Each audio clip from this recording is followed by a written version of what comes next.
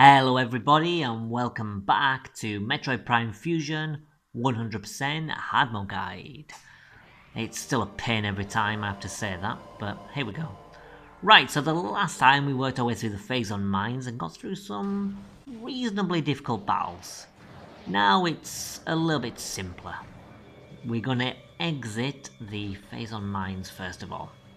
So what you can do is you can just jump up there. If you jump on like the box and stuff, that helps, and then you can just jump on the platform. You know, you can do it the hard way if you want, but that way it's just a bit easier. Now there's something I actually forgot last time, which I'll show you in just a moment. Right. Oh, so there's your man there. First of all, let's kill him.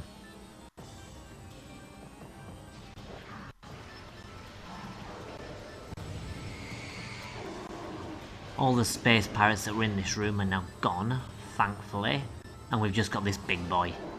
But big boy's not too difficult. Like with the last time, which you may or may not have fought, just wait for him to put his hand down and pump him full of charge beam shots or, ideally, missiles. But they're off.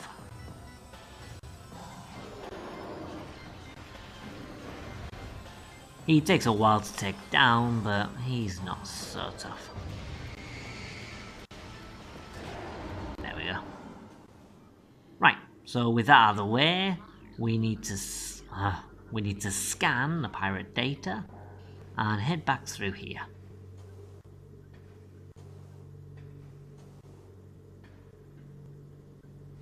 First of all, go across here. The reason being is that if you go through this door, we have a map station. Oh, and it's a weapon station, I think. It's the other station. Either way, need to scan it. Like the other station that we did, I don't know, a couple of episodes back or whenever it was. It's good to just get it out of the way. Right, as soon as you come in here, powerball that and get in the hole. Pressing that will turn off the gas. Well, turn on the fan, which will in turn get rid of the gas by killing those things, and it will also give us access to another energy tank. Cool. Now we've got 4 reserve tanks, which is definitely a good thing. Back up we go. Anyway, yeah, I was talking about a mistake from the last time. Now the mistake's actually in this room. So first of all, you want to take out these couple of shadow pirates, and then scan these computers. Hopefully you didn't miss them like I did last time. In fact, I don't even really know how I missed them. I take it I just wasn't paying attention. That's how easy it is to miss stuff when it comes to these scans, so you have to be very careful. But thankfully with stuff like this, I don't actually have to go out of my way in order to get the scans that I missed. So, you know, if you're lucky like me, you can just pick them up again. Right, so in this room we have some big crates, and behind those crates we have some powerballs and some regular pirates.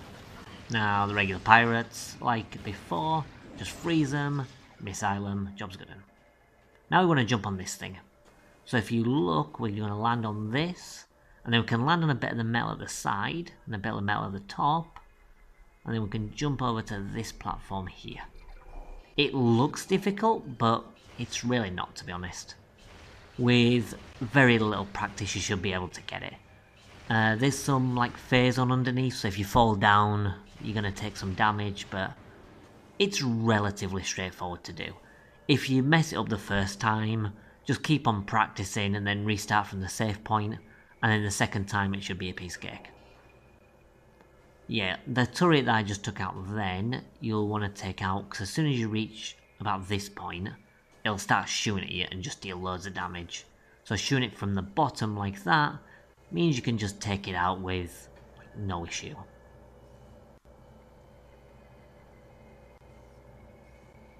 You can actually jump across, probably from about here, but just leaving it a little bit, playing it safe and all that.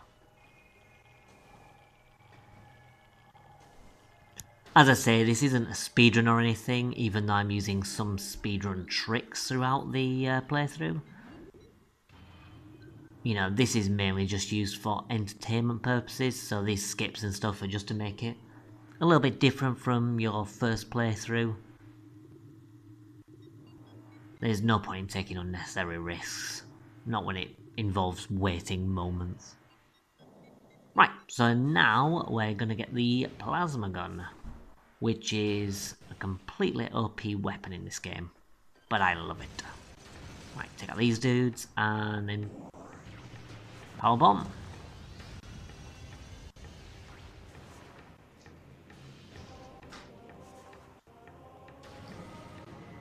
Right, so in here we've got the flying pirates. So scan those, and then just jump across here. We're not going to deal with those pirates for now. We're going to be coming back here at a later time. So I'll just go through, scan this thing. Don't shoot it because it'll just reflect back. Wait until it actually opens its mouth to scan it. Yeah, you can just ignore those. Right, I would shoot this. You know, you can use like dash jumps or whatever to get across this. But honestly, just play it safe. You don't want to be mucking around with lava. So now we're at this side. Now I want to jump from this rock to this little fan thing here, to the little pyramid spike, to there. It's not too difficult to do, but it's easy to fall off. So look down and do a little L jump there. Now we need to land on this point. Sure. First person platforming is not the easiest thing to do. It's not too bad in Metroid Prime, but when you're doing tricks like this, it can be a little bit finicky. Because we need to land on a very small point. There we go. Now jump across here. Oh. Yeah, make sure you don't hold L all the way in like I just did, because that will lock onto an enemy. If you just press it down lightly, you'll get the L trigger you need in order to do the jump, and you won't lock on. Now this is straightforward enough, just use your spinning to get this up. Nice one. Jump up here, and up here. Oh, we have a spider ball track. What are we going to do? Well, first of all, we're going to activate this, just like the others. This one takes a little bit of doing to get up though.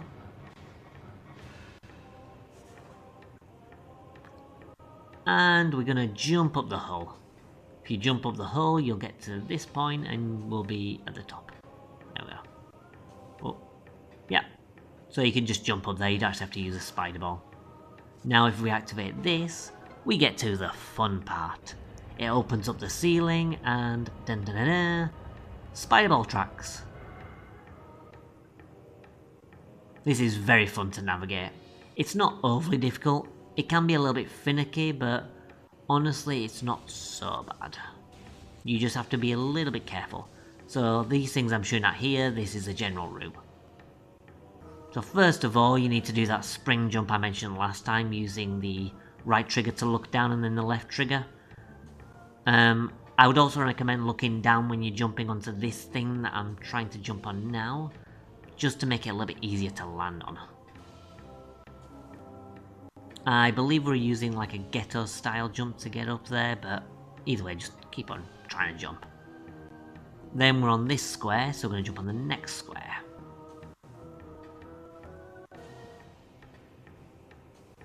It's a little bit finicky, but it can be done.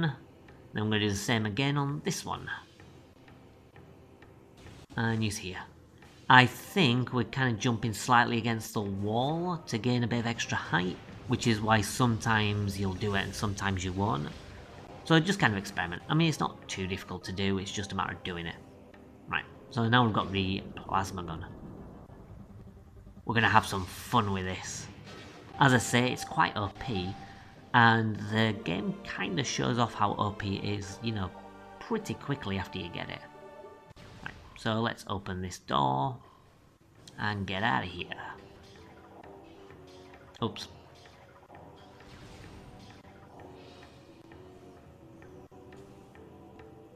Okay, jump down here, and then jump towards this door.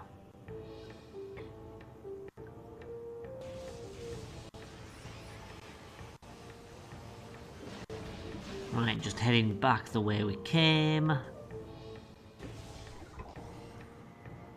And we're back outside. Now we can take care of these pirates. Don't use your plasma shot just yet. It's actually easier to freeze them and use missiles. They can be a little bit annoying because of their constant firing of missiles and shots at you. So just do the best you can. God, I'm making a ball of chalk of this fight. Right. I think that's all of them. So once you're done, come over here, activate that. Come over here, whoops, activate that. Then you want to go over to this side and do the same. So with all three of those active, it will dry up the lava. So we can go in here. It's on a time limit, but it's honestly not that tight of a time limit. As long as you kind of know where you're going, you should be able to do it relatively easily.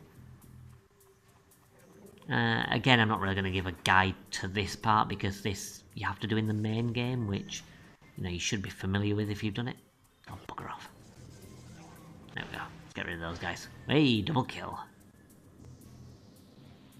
Okay, so let's go to the top. First, we're going to activate this. Try and activate it from as far off as you can. As I say, this puzzle does have a bit of a time limit, so we do have to get to the next one relatively quickly. So it's best just to try not to mess around. So once you go down here, you want to go to this side at the, I suppose, the 3 o'clock direction if you're coming out of the 6. Then scan this one.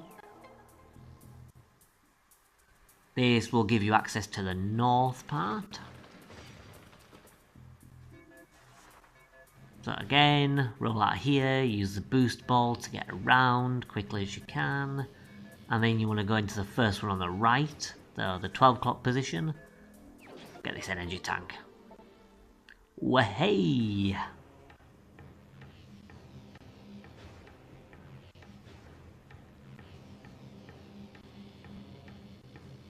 Okay, now we're fine to leave this area. So back up we go. And we're going to go through this door. Just boost through it.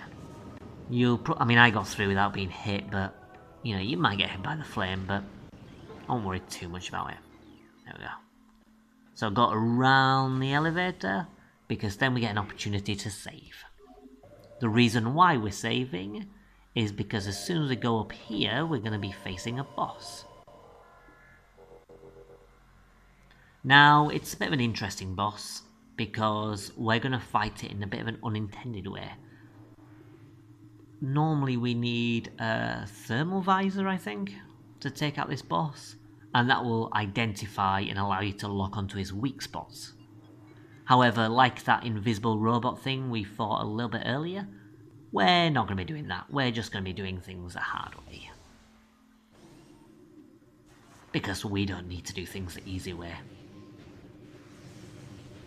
So just boost through there and you should get through unharmed. You may get hit, but don't worry too much. The boss isn't too difficult. So try and lock on as soon as you can to get the scan. And get the scan before you wake him up. There we go. So once you do that, it will activate this cutscene. Now, I'm not going to make any bones about it. This boss is one of the low parts of the game for me. I think he looks cool. Just, a big fucking golem. But honestly, I don't enjoy the fight. Whether it's using it the normal way, with the thermal visor, or whether it's doing this sneaky way without, it's still a little bit annoying.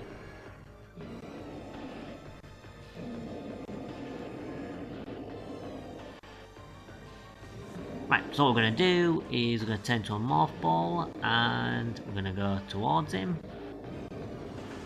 He's going to swing his arm and then we're going to fire some balls.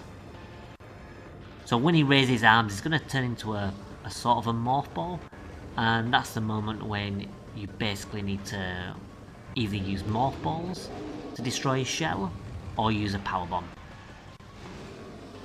That will uncover his weak point, which you can then hit with the plasma gun.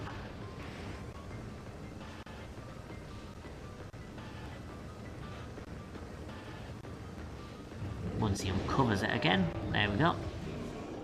Nice, that's that one done. Okay. Shit. Mess that up. Don't matter.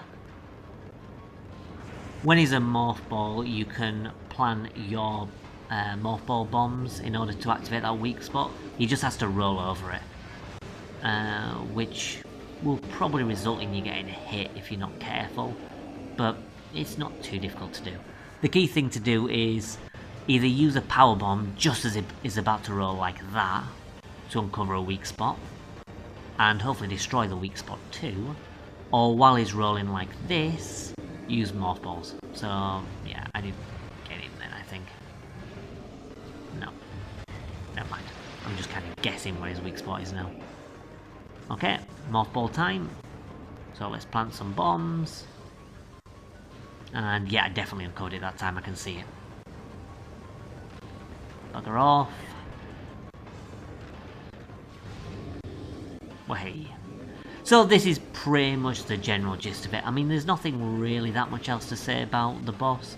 Once he turns into his morph ball, just plant morph balls in his path, and you'll uncover the weak spot. You know, pretty soon he's going to make it a bit misty, and then it's a bit harder to do, but it's still the general tactic throughout. Then once you're done, it's just following the path to the save point, and getting the spider ball. Eventually, shit. We've been, like, skipping so many spider ball sections, and we're finally going to get the spider ball, which is pretty good. So, for now, I'm just going to call it quits here. There's still another, like, what, 4 minutes left of the this, I reckon, so I'll leave you to watch the rest of the fight, and watch where I go to save. Right, see you next time. Bye.